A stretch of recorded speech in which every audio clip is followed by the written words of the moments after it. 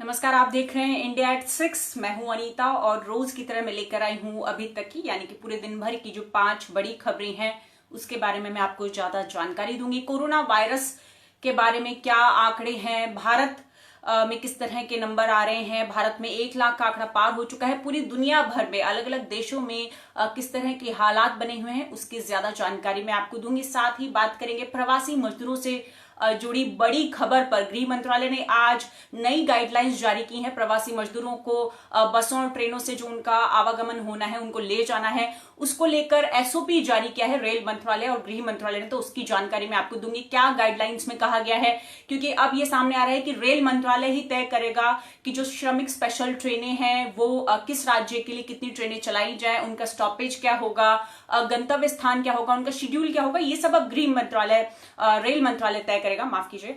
तो अब राज्यों की जो भागीदारी थी इसमें कि राज्यों से अनुमति लेनी पड़ती थी कि ट्रेनों की मंजूरी के लिए, लेकिन अब उसकी जरूरत नहीं पड़ेगी। तो इस तरह से आज नई गाइडलाइंस जारी की गई हैं प्रवासी मजदूरों के संकट से निपटने के लिए। उसकी ज्यादा जानकारी मैं आपको दूंगी और शुरुआत करेंगे बड़ी खबर से और बात करेंगे साइक्लोन अम्फान के बारे में, जिसे अम्पुन भी कहा जाता है। साइक्लोन अम्फान सन 1999 के बाद भारत में दूसरा सबसे बड़ा सुपर साइक्लोन है और इसको लेकर ओडिशा और पश्चिम बंगाल में किस तरह की तैयारियां हो रही हैं उसकी ज्यादा जानकारी मैं आपको दूंगी। तो शुरुआत इसी बड़ी खबर से करेंगे।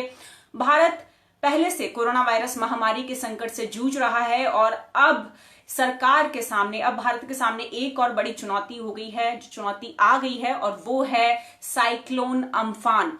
साइक्लोन सोमवार को इस तूफान ने भीषण रूप ले लिया, विकराल रूप ले लिया और ये सुपर साइक्लोन में तब्दील हो गया है। फिलहाल ये ओडिशा और पश्चिम बंगाल की ओर बढ़ रहा है और आज हमने देखा कि पश्चिम बंगाल के कुछ जिलों में बारिश हो रही है। रविवार से ही कर्नाटक और केरल के कुछ तटीय इलाकों में बारिश हो रही थी, लेकिन पश्चिम बंगाल में आज साइक्लोन क्योंकि वहां पहुंच रहा है धीरे धीरे, तो वहां पर बारिश शुरू हो चुकी है। इस सिलसिले में आज केंद्रीय गृह मंत्री अमित शाह ने पश्चिम बंगाल की मुख्यमंत्री ममता बनर्जी और ओडिशा के मुख्यमंत्री नवीन पटनायक के साथ बैठक की थी, जिसमें उन्होंने कहा था कि केंद्र की तरफ से उन्हें हर संभव मदद दिलाई जाएगी। जिसके बाद ही अभी थोड़ी देर पहले ही 4 बजे जो एनडीएमए है, नेशनल डिजास्टर मैनेजमेंट अथॉरिटी, और एनडीआरएफ ने मिलकर एक संयुक्त प्रेस कॉन्फ्रेंस की थी, जिसमें बताया गया कि ओडिशा और पश्चिम बंगाल किस तरह के कदम उठा रहे हैं और साथ ही एनडीआरएफ और नौसेना की क्या तैयारियां हैं। तो इसके बारे में आपको बताती हूँ। मौसम विभाग ने अम्फान तूफान के मद्देनजर पश्चिम बंगाल के लिए ऑरेंज अलर्ट जारी किया है, क्योंकि कहा जा रहा है कि ओडिशा और पश्चिम बंगाल दोनों में ही इसका असर पड़ेगा, लेकिन पश्चिम बंगाल में ये भारी तबाही मचा सकता है। और कहा गया है कि कोलकाता, हुगली, हावड़ा, दक्षिण और उत्तर 24 परगना, पूर्वी मिदनापुर जिलों में बड़े पैमाने पर नुकसान हो सकता है। ओडिशा की अगर हम बात करें तो ओडिशा के 12 जिलों में पहले से ही अलर्ट, हाई अलर्ट पर है, पहले ही अलर्ट जारी कर दिया गया था, लेकिन फिर भी ओडिशा के जगत सिंहपुर, केंद्रपाड़ा, भद्रक, बालासोर, जाजपुर और मयूरभंज इलाकों से ये तूफान, ये चक्रवात गुजरेगा। तो माना जा रहा है कि इन जिलों में भारी तबाही होने की आशंका है। साथ ही दोनों राज्यों में एनडीआरएफ की 41 टुकड़ियों को तैनात कर दिया गया है। पहले 17 टुकड़ियां तैनात की गई थी, जिसके बाद उनकी संख्या लगातार बढ़ाई जा रही है और फिलहाल दोनों राज्यों में 41 टुकड़ियां एनडीआरएफ की तैनात है। इसके साथ ही नौसेना, सेना, तटरक्षक जो सेना होती है उसकी भी टुकड़ियां वहां पर अलर्ट पर रखी गई हैं, वहां पर तैनात हैं। इसके साथ ही ओडिशा ने अपने तटीय इलाकों से 11 लाख लोगों को निकालना शुरू कर दिया है। इन लोगों को सुरक्षित स्थानों पर भेजा जा रहा है। तो वही पश्चिम बंगाल की मुख्यमंत्री ममता बनर्जी ने बताया कि जो पश्चिम बंगाल के तटीय इलाके हैं वहां से अब तक 3 लाख लोगों को इवैक्यूएट कर लिया गया है। 3 लाख लोगों को सुरक्षित स्थानों पर पहुंचा दिया गया है, राहत शिविरों में पहुंचा दिया गया है।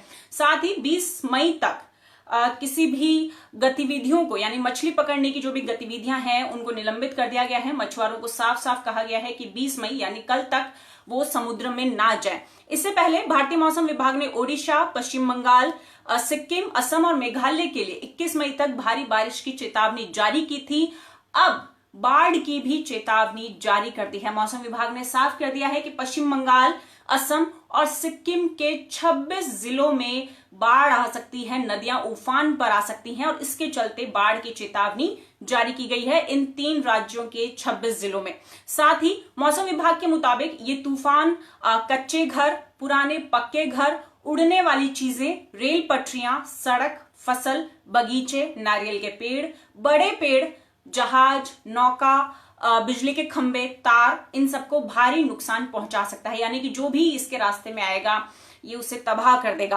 तो अम्फान तूफान जो है ये एक सुपर साइक्लोन है और मौसम विभाग के मुताबिक अम्फान को विशाखापट्टनम से डॉपलर वेदर रडार के द्वारा लगातार ट्रैक किया जा रहा है। मौसम विभाग का कहना है कि ये नवंबर 2019 में पश्चिम बंगाल में एक तूफान आया था जिसका नाम था बुलबुल, और अब मौसम विभाग का ये कहना है, भारतीय मौसम विभाग का, कि बुलबुल ने जितनी तबाही मचाई थी उससे कहीं ज्यादा तबाही अम्फान जो तूफान है ये मचाएगा। इसे प्रचंड तूफान कहा जा रहा है और सन, जैसा कि मैंने आपको बताया, 1999 के बाद ये भारत में दूसरा प्रचंड चक्रवाती तूफान जिसे सुपर साइक्लोन कहा जाता है वो है। 20 मई को दोपहर या शाम में, यानी कि कल दोपहर या कल शाम तक ये तूफान जो है ये बंगाल की खाड़ी में पश्चिम बंगाल और बांग्लादेश के तटीय इलाकों दीघा और हटिया आइलैंड से गुजरेगा। इस दौरान 185 किलोमीटर प्रति घंटे की रफ्तार से चलने वाली हवाओं के साथ ये पश्चिम बंगाल और बांग्लादेश के तट से टकरा सकता है, यानी कल दोपहर या शाम तक ये लैंडफॉल कर जाएगा, टकरा जाएगा। तो ये एक सुपर साइक्लोन है और इसके चलते ओडिशा और पश्चिम बंगाल, जो मैंने आपको बताया कि ओडिशा के 12 जिलों में हाई अलर्ट जारी है और साथ ही बाढ़ की चेतावनी भी दे दी गई है 3 राज्यों में, पश्चिम बंगाल, सिक्किम और असम में। बढ़ेंगे अगली खबर की ओर और बात करेंगे प्रवासी मजदूरों के बारे में। प्रवासी मजदूरों को लेकर लगातार उनका संकट जो है वो बढ़ता जा रहा है। आज 2 अलग अलग राज्यों से 2 अलग अलग तस्वीरें आई, एक महाराष्ट्र से आई और दूसरी कर्नाटक से आई। महाराष्ट्र में बांद्रा रेलवे स्टेशन पर आज सुबह सैकड़ों लोगों की भीड़ ने श्रमिक स्पेशल ट्रेन पर चढ़ने के लिए भीड़ जमा हो गई थी स्टेशन के बाहर और पुलिस को वहां पर लाठी चार्ज करना पड़ा, पुलिस को वहां पर भीड़ को तितर बितर करना पड़ा। पुलिस के मुताबिक ये ट्रेन मुंबई से बिहार जाने के लिए प्लेटफॉर्म पर आई थी और इस दौरान वो लोग भी स्टेशन के बाहर इकट्ठा हो गए जिनको अनुमति नहीं थी, जिन्होंने इसके लिए पंजीकरण नहीं कराया था, रजिस्ट्रेशन नहीं कराया था। तो एक तस्वीर थी मुंबई की और दूसरी तस्वीर थी कर्नाटक के मंगलौर से। मंगलौर में 400 से ज्यादा प्रवासी मजदूरों ने मिलग्रेस कॉलेज के सामने अपने मूल राज्य भेजे जाने की मांग को लेकर आज प्रदर्शन किया और पुलिस को वहां पर भी बीच में आकर उन्हें समझाना पड़ा कि हम आपको जल्दी ही आपके गृह राज्य भेज देंगे। तो आज 2 तस्वीरें 2 बड़े राज्यों से सामने आई और उसके बाद हमने देखा कि आज गृह मंत्रालय और रेल मंत्रालय की तरफ से नई गाइडलाइंस जारी की गई हैं प्रवासी मजदूरों को लेकर, उनके आवागमन को लेकर, कि उन्हें कैसे बसों में या जो श्रमिक स्पेशल ट्रेनें हैं उनका संचालन कैसे किया जाएगा। तो प्रवासी मजदूरों का संकट बना हुआ है। नई गाइडलाइंस में कहा गया है कि राज्यों और रेल मंत्रालय के बीच में समन्वय स्थापित होना चाहिए जिससे कि जो श्रमिक स्पेशल ट्रेनें हैं वो चलाई जा सके और ज्यादा, यानी कि अभी जितनी श्रमिक स्पेशल ट्रेनें चल रही हैं उससे ज्यादा ट्रेनों को चलाने की जरूरत है प्रवासी मजदूरों के लिए। साथ ही इंटरस्टेट जो मूवमेंट है मजदूरों का वो प्रभावित ना हो, उसको बाधित ना किया जाए। हमने 4 अलग अलग राज्यों से मैंने आपको 2 खबरें बताई थी। हमने देखा था कि किस तरह राजस्थान और उत्तर प्रदेश की बॉर्डर पर हजारों मजदूर फंस गए थे क्योंकि उत्तर प्रदेश सरकार ने उन्हें अपनी सीमा में प्रवेश करने की इजाजत नहीं दी थी, बसों को वहीं रोक दिया था। और दूसरी हमने तस्वीर देखी थी महाराष्ट्र और मध्य प्रदेश की बॉर्डर पर, वहां पर भी हजारों की तादाद में मजदूर इकट्ठा हो गए थे, फंसे हुए थे और उन्हें सीमा के अंदर नहीं घुसने दिया जा रहा था। तो आज गृह मंत्रालय ने कहा कि अगर मजदूर बस से आ रहे हैं तो इंटर स्टेट जो मूवमेंट है वो बाधित ना किया जाए, बसों को बॉर्डर पर ना रोका जाए, उन्हें उनके गंतव्य स्थान तक पहुंचने दें, यानी कि राज्य जो हैं वो आपस में इस तरह कोऑर्डिनेट करें। साथ ही ये भी कहा गृह मंत्रालय ने कि जो भी मजदूर पैदल चल रहे हैं वो जिस भी राज्य में हों, वहां के जो राज्य हैं वो उनके लिए खाने पीने, उनके लिए ठहरने का इंतजाम करें और इसके लिए हो सके तो एनजीओ के लोगों को भी इसमें शामिल किया जा सकता है। केंद्रीय गृह सचिव अजय भल्ला ने सभी राज्य सरकारों और केंद्र शासित प्रदेश के जो सचिव होते हैं उनको ये लेटर लिखा और उसमें कहा कि बसों और ट्रेनें जो चलती हैं उनका शेड्यूल, उनके प्रस्थान के बारे में ज्यादा जानकारी, स्पष्टता होनी चाहिए क्योंकि मजदूरों के पास जानकारी नहीं होती। इसके चलते अफवाहें फैल जाती हैं और हमने देखा कि किस तरह मजदूर जो हैं उनमें बेचैनी बढ़ जाती है, वो प्रदर्शन करने पर उतारू हो जाते हैं। तो ऐसे में स्पष्टता होनी जरूरी है। जो ट्रेनें चलाई जा रही हैं, जो बसें चलाई जा रही हैं, उसकी जितनी ज्यादा हो सके जानकारी, उसकी जितनी ज्यादा हो सके इंफॉर्मेशन मजदूरों तक पहुंचे। साथ ही प्रवासी जो श्रमिक हैं उनके बीच महिलाओं, बच्चों और बुजुर्गों की खास जरूरतों पर विशेष रूप से ध्यान दिया जाना चाहिए। साथ ही उन्होंने ये भी कहा, गृह मंत्रालय ने आज जो एसओपी जारी किया उसमें ये भी कहा है कि जो भी प्रवासी हैं उनके नाम और पते सरकार नोट कर ले, एक डेटा तैयार करे ताकि बाद में कांटेक्ट ट्रेसिंग करने में दिक्कत ना आए, सरकार को मददगार साबित हो। साथ ही जो मैंने कहा कि एनजीओ के लोगों को भी, प्रतिनिधियों को भी इस काम में लगाया जा सकता है कि मजदूरों को अगर वो पैदल जा रहे हैं तो हाईवे पर उनके ठहरने की व्यवस्था की जाए, उनके खाने पीने की व्यवस्था की जाए। रेलवे ने जो आज एसओपी जारी किया है उसके तहत अब रेल मंत्रालय ने साफ कर दिया है कि ट्रेनों के संचालन के लिए राज्यों की अनुमति लेने की जरूरत नहीं है। हमने देखा कि चाहे वो केंद्र सरकार हो या अलग अलग राज्य सरकारें हों, एक दूसरे पर राज्य सरकारें या आरोप मढ़ने की कोशिश करती दिखती थी बीच में कि हम अपने यहाँ से ट्रेन भेजना चाहते हैं, लेकिन सामने वाला जो राज्य सरकार है, सामने वाले जो राज्य हैं वो ट्रेनों की अनुमति नहीं दे रहे हैं। तो इस तरह की बहुत सारी टकराव की घटनाएं लगातार सामने आई थी, जिसके बाद आज रेल मंत्रालय ने साफ कर दिया है कि अब ट्रेनों का संचालन जो है वो रेल मंत्रालय तय करेगा। इसके लिए राज्यों की अनुमति की जरूरत नहीं होगी, उनकी परमिशन की जरूरत नहीं होगी। अब रेल मंत्रालय अपने हिसाब से, जरूरत के हिसाब से देखेगा कि कितनी श्रमिक स्पेशल ट्रेनें चलानी हैं, उनका गंतव्य स्थान क्या होगा और साथ ही कितने स्टॉपेज होंगे इस यात्रा के दौरान। रेल मंत्री पीयूष गोयल ने कहा कि पश्चिम बंगाल, झारखंड और छत्तीसगढ़ इन श्रमिक स्पेशल ट्रेनों को मंजूरी देने में पीछे रहे हैं, ये 3 राज्य। आपको बता दें कि 1 मई से अब तक रेलवे ने 1565 प्रवासी श्रमिक ट्रेनों का परिचालन किया है और 20 लाख से ज्यादा मजदूरों को उनके गृह राज्यों में पहुंचाया है। लेकिन उसके बावजूद भी हम देख रहे हैं कि मजदूरों का संकट लगातार बना हुआ है, क्योंकि जो मेरी अगली खबर है उसमें मैं आपको ये बताऊंगी कि कैसे पिछले 24 घंटों में देश के अलग अलग राज्यों में 3 बड़े हादसे हुए, जिसमें 16 मजदूरों की मौत हो गई सड़क हादसों में। तो लगातार मजदूरों का संकट बना हुआ है। हालांकि सरकार ये दावा कर रही है कि 20 लाख से ज्यादा मजदूरों को उनके गृह राज्य भेज दिया गया है। समीर खान ने कमेंट किया है, दिल्ली में तो नहीं आएगा ये तूफान। समीर, मौसम विभाग का कहना है कि सिर्फ जो तटीय इलाके हैं, खासकर ओडिशा, पश्चिम बंगाल और जो बाकी तटीय इलाके हैं, सिर्फ वहां पर इसका असर देखा जाएगा। मध्य भारत या बाकी के भारत में इसका असर नहीं देखा जाएगा। तो ये एक जरूरी सूचना। साथ ही जो मजदूरों के बारे में हम बात कर रहे थे, संकट के बारे में, जो मैंने कहा कि सड़क हादसों में लगातार सड़क हादसे हो रहे हैं हर रोज। पिछले 24 घंटों में 3 ऐसे सड़क हादसे हुए 3 अलग अलग राज्यों में। लॉकडाउन को 56 दिन हो चुके हैं, आज पूरे 56 दिन हो चुके हैं। उसके बावजूद प्रवासी मजदूरों का जो पलायन है वो जारी है। हजारों की तादाद में मजदूर या तो पैदल जा रहे हैं, या वो ट्रकों से लिफ्ट ले रहे हैं, या वो साइकिल पे जा रहे हैं, रिक्शा पे जा रहे हैं। तो मजदूरों का पलायन जारी है और ऐसे में सड़क हादसों की तादाद भी लगातार बढ़ गई है। एक रिपोर्ट में के मुताबिक मैंने आपको बताया था कि देश में पिछले 56 दिनों के दौरान 1000 से ज्यादा सड़क हादसे हुए और इन सड़क हादसों में 150 से ज्यादा मजदूरों की मौत हो गई। सेव लाइफ फाउंडेशन एक संस्था है, उसकी रिपोर्ट के मुताबिक मैंने आपको बताया था कि पिछले 56 दिनों में 158 मजदूरों की मौत हो चुकी है सड़क हादसों में और साथ ही 600 से ज्यादा मजदूर अब तक घायल हो चुके हैं। लेकिन उसके बाद भी हम देख रहे हैं कि सड़क हादसों में कोई कमी नहीं आ रही है, लगातार ये हादसे बढ़ते जा रहे हैं। और पिछले 24 घंटों में 3 राज्यों में अलग अलग सड़क हादसों में 16 प्रवासी मजदूरों की मौत हो गई। सबसे पहले उत्तर प्रदेश के महोबा में मजदूरों पर ट्रक पलट गया। उसके बाद महाराष्ट्र के यवतमाल में बस और ट्रक के बीच में भिड़ंत हो गई और बिहार से भी एक ऐसी घटना सामने आई। तो शुरुआत करेंगे उत्तर प्रदेश की घटना से, क्योंकि वो सोमवार देर रात को घटना हुई थी। दिल्ली से प्रवासी मजदूरों को लेकर लौट रहा एक ट्रक सोमवार देर रात झांसी मिर्जापुर हाईवे पर महोबा जिले के पास दुर्घटनाग्रस्त हो गया। हादसे में 3 मजदूरों की मौत हो गई है, जबकि 12 लोग घायल हो गए हैं। इस ट्रक में 25 प्रवासी मजदूर सवार थे, जिनमें से 3 की मौत हो चुकी है। दूसरी जो घटना है वो महाराष्ट्र के यवतमाल जिले से है और वहां पर मंगलवार यानी आज सुबह 3:30 बजे के करीब ये घटना है।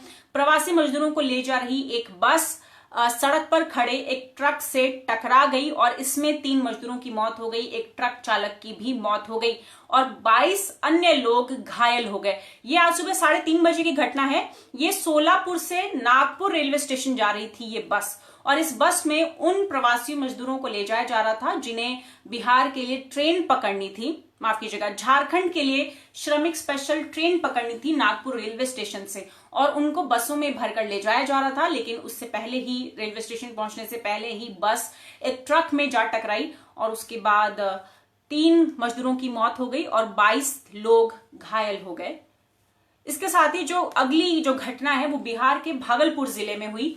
भागलपुर में प्रवासी मजदूरों को लेकर जा रही एक बस लोहे के पाइप लदे हुए एक ट्रक से टकरा गई और भागलपुर नवगछिया में हुई इस भीषण सड़क हादसे में 9 प्रवासी मजदूरों की मौत हो गई। ये बस दरभंगा से बांका जा रही थी और कहा जा रहा है कि ये जितने भी इसमें लोग सवार थे वो सभी बांका के रहने वाले थे। जितने भी लोगों की मौत हुई है इस हादसे में, 9 लोगों की, वो सभी बांका जिले के रहने वाले थे। तो ये 3 बड़े हादसे हुए, यानी कि पिछले 56 दिनों में लॉकडाउन के दौरान देश में 1000 से ज्यादा सड़क हादसे हुए और उनमें 158 प्रवासी मजदूरों की मौत हो गई और साथ ही 600 से ज्यादा लोग घायल हो गए। ये कल तक का डेटा है और उसके बावजूद लगातार अलग अलग राज्यों से सड़क दुर्घटनाओं की खबरें लगातार हमारे सामने आ रही हैं। अब बात करेंगे कोरोना के आंकड़ों के बारे में। भारत में जैसे कि मैंने बताया कि 56 दिनों से लॉकडाउन लागू है, लेकिन उसके बावजूद भारत में कोरोना संक्रमितों की जो संख्या है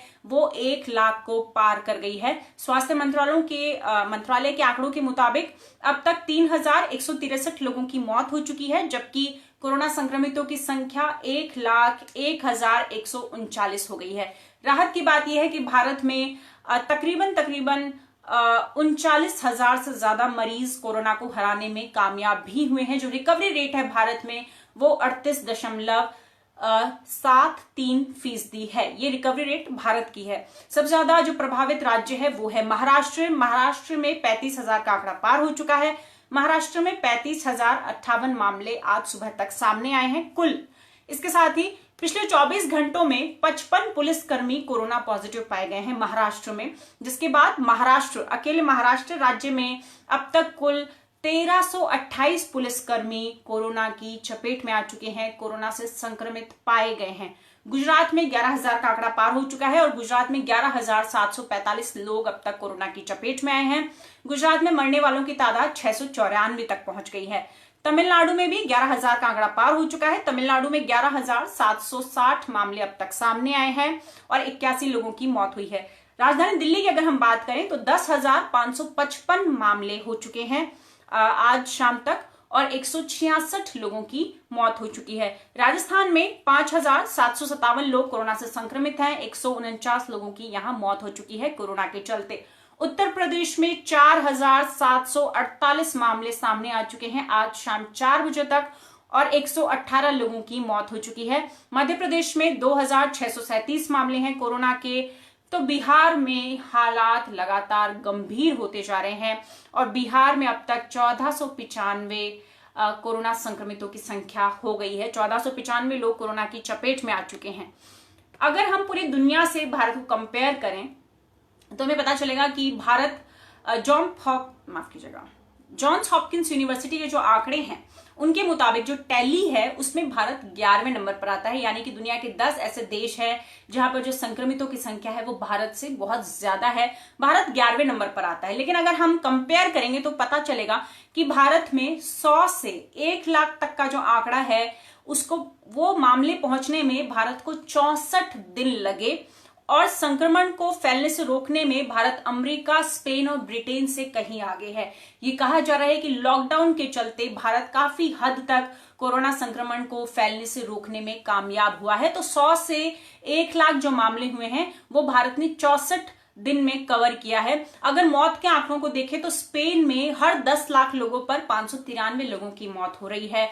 ब्रिटेन में हर 10 लाख लोगों पर 513 लोगों की मौत हो रही है। लेकिन भारत में 10 लाख लोगों पर सिर्फ 2 लोगों की मौत हो रही है। और भारत की जो रिकवरी रेट है वो कई देशों से बहुत ज्यादा है, यानी कि 38.73%। ये रिकवरी रेट है। अमेरिका से भी बहुत ज्यादा है। अमेरिका में 24% के आसपास रिकवरी रेट है। तो भारत जो विकसित देश हैं उनसे भी बहुत आगे है कोरोना संक्रमण को फैलने से रोकने में। मृत्यु दर यहाँ बहुत कम है और रिकवरी रेट बाकी देशों से बहुत ज्यादा है। कुल मिलाकर लॉकडाउन को सफल माना जा रहा है। पूरी दुनिया की अगर हम बात करें तो पूरी दुनिया भर में कोरोना वायरस का कहर जारी है। 48 लाख से ज्यादा कोरोना के मामले अब तक सामने आ चुके हैं। जॉन्स हॉपकिंस यूनिवर्सिटी के मुताबिक अब तक 48,22,000 कुल कोरोना के मामले सामने आ चुके हैं। मरने वालों की तादाद लगातार बढ़ रही है। पूरी दुनिया में 3,18,000 से ज्यादा लोगों की मौत हो चुकी है। अमेरिका में मरने वालों की तादाद 90,000 को पार कर गई है। 90,338 लोगों की वहां पर अब तक कोरोना के चलते मौत हो चुकी है, जबकि संक्रमित लोगों की जो संख्या है वो 15 लाख के पार पहुंच गई है। तो संक्रमितों के मामले में और मौतों के आंकड़ों के मामले में अमेरिका दुनिया में नंबर 1 पर है, सबसे ज्यादा प्रभावित देश है। दूसरे नंबर पर मौत की अगर हम बात करें तो ब्रिटेन है। ब्रिटेन में 34,876 लोगों की मौत हो चुकी है। लेकिन अगर हम संक्रमण को देखें तो संक्रमण के मामलों में ब्रिटेन चौथे नंबर पर है और ब्रिटेन में 2,47,709 मामले अब तक सामने आए हैं। लेकिन सबसे ज्यादा जो कहर बरपा रहा है अमेरिका के बाद कोरोना, जिन 2 देशों में जहां पर पिछले एक हफ्ते से हर दिन 10,000 से ज्यादा मामले सामने आ रहे हैं, वो 2 देश है रूस और ब्राजील। रूस की अगर हम बात करें तो रूस दूसरे नंबर पर है संक्रमण के मामलों में और रूस में 2,90,000 से ज्यादा लोग कोरोना की चपेट में आ चुके हैं। और अगर ब्राजील की बात करें तो ब्राजील में 2,55,000 लोग अब तक कोरोना वायरस से संक्रमित पाए गए हैं।